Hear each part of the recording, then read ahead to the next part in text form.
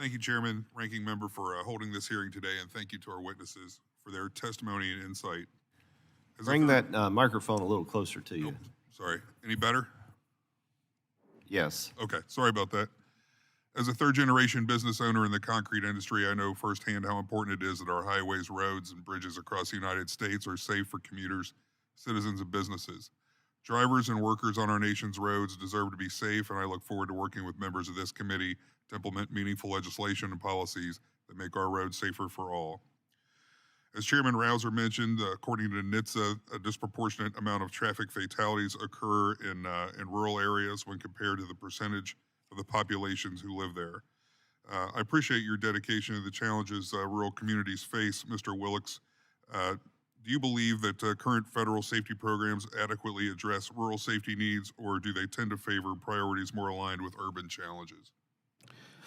Thank you, Representative. You know, we're making progress there, but again, it's what works in Wyoming doesn't work in Texas, doesn't work in Florida. So more flexibility in those dollars so that we can be more creative at the local level and accountable, and I think accountability is important.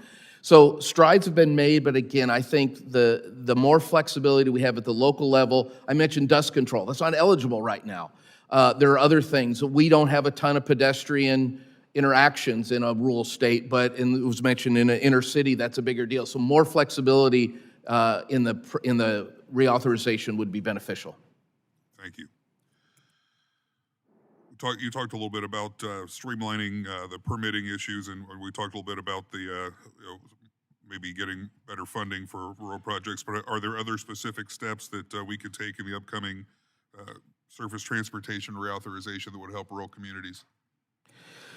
Yeah, I'm a broken record a little bit in the flexibility, but Mr. Hansen even mentioned that, you know, the reporting requirements they're doing, the reporting requirements on grants.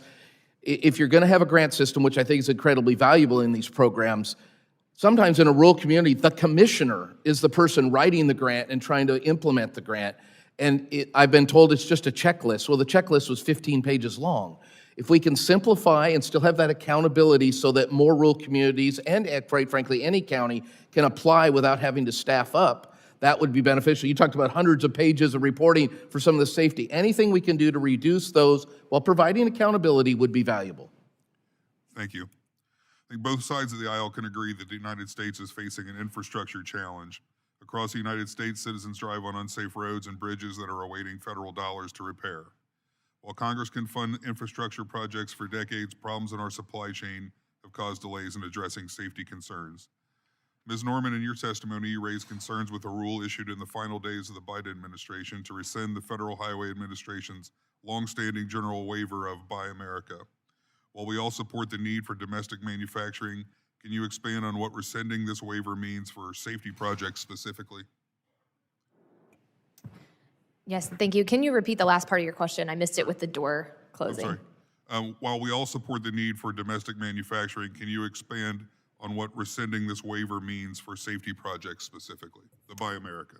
Yes, absolutely. And we do also desire to have as much manufacturing and production here in America as well. But for me and my small business, the implementation of that, if it is not done very thoughtfully, we do not have the capacity or the manufacturing abilities in America to meet the needs of the projects that we have on the ground right now. And so it would halt projects. We would not be able to provide the materials needed in order to provide the projects that HSIP funds. Thank you, ma'am, and thank you all for being here today very much. Chairman, I yield back.